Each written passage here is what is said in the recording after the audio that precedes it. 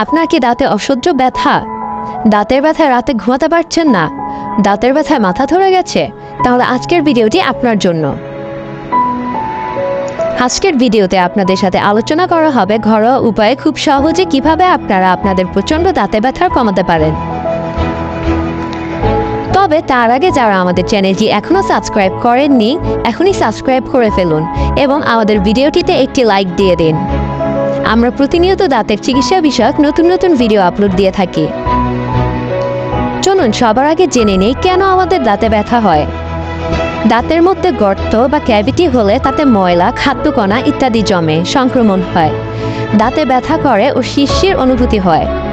শিশুদের এই গর্ত বা ক্যাভিটি হলে তারা ব্যথায় কষ্ট পায় ও কিছু খেতে গেলেই দাঁত শিরশির করে ওঠে।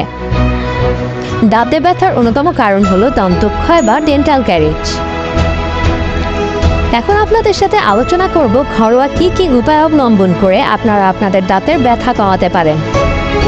তবে মনে রাখবেন, এই পদ্ধতিগুলো অবলম্বন করে আপনার দাঁতের ব্যথা কমে গেলেও অবশ্যই একজন ডেন্টিস্টের পরামর্শ নেবেন, কারণ আপনার দাঁতে যেহেতু ব্যথা হয়েছে নিশ্চয়ই কোনো না কোনো সমস্যা রয়েছে। ডেন্টিস্টের পরামর্শ অনুযায়ী সেই সমস্যাগুলো চিকিৎসা করে আপনার দাঁতকে সুস্থ করে তুলুন। চলুন এবার আমরা দাঁতে ব্যথা কমানোর ঘরোয়া পদ্ধতিগুলো জেনে নিই। গরম পানিতে লবণ দিয়ে কুলকুচি। দাঁতের ব্যথা মুক্তির প্রথম উপায় হলো লবণ গরম পানিতে কুলকুচি। নুন জলে থাকে প্রাকৃতিক ডিসইনফেক্ট্যান্ট, যা দাঁতের ফাঁকে আটকে থাকা খাদ্যাবশেষ বা টুকরাকে সরিয়ে দিতে সহায়ক হয়। নুন জলে কুলকুচি দাঁতের ব্যথা কমানোর পাশাপাশি ঘাও সারিয়ে তুলতে পারে। এজন্য 8 চামচ নুন 1 গ্লাস জলে মিশিয়ে মাউথওয়াশ হিসেবে ব্যবহার করতে হবে। এভাবে 2-3 ঘন্টা পর পর কুলি করতে থাকলে খুব অল্প সময়ের মধ্যেই ব্যথা উপশম হয়। লবঙ্গ। দাঁতের ব্যথার উপশমে দীর্ঘকাল ধরেই লবঙ্গের ব্যবহার হয়ে আসছে। লবঙ্গ তেল কার্যকরীভাবে ব্যথার উপশম ঘটাতে পারে। লবঙ্গর তেলে ইউজেনল থাকে, যাতে প্রাকৃতিকভাবে অ্যান্টিসেপটিক গুণ থাকে।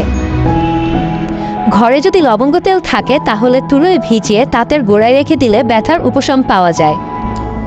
আর যদি ঘরে লবঙ্গ তেল না থাকে সেক্ষেত্রে 2 থেকে 3টি লবঙ্গ পাটায় গুঁড়ো করে সেগুলোর সাথে অল্প পরিমাণ পানি মিশিয়ে একটি পেস্ট তৈরি করে নিন এবং এই পেস্টটি আপনার ব্যথার স্থানে লাগিয়ে রাখুন। হাইড্রোজেন পারঅক্সাইড দিয়ে কুলকুচি। দাঁতের ব্যথা কমানোর জন্য হাইড্রোজেন পারঅক্সাইড দারুণ কাজের। চা চামচের 1 চামচ হাইড্রোজেন পারঅক্সাইড 1 কাপ পরিমাণ জলে মিশিয়ে 5 থেকে 10 মিনিট কুলকুচি করতে হবে। হাইড্রোজেন পারঅক্সাইড ব্যাকটেরিয়া বিনাশ করে, ময়লা কম করে, সেই সঙ্গে মাড়ি থেকে রক্তপাত বন্ধ করে। তবে এই মিশ্রণ কোনোভাবেই গিলে ফেলা যাবে না। কুলকুচির পর সাধারণ জল দিয়ে মুখ ভালো করে ধুয়ে নিতে হবে।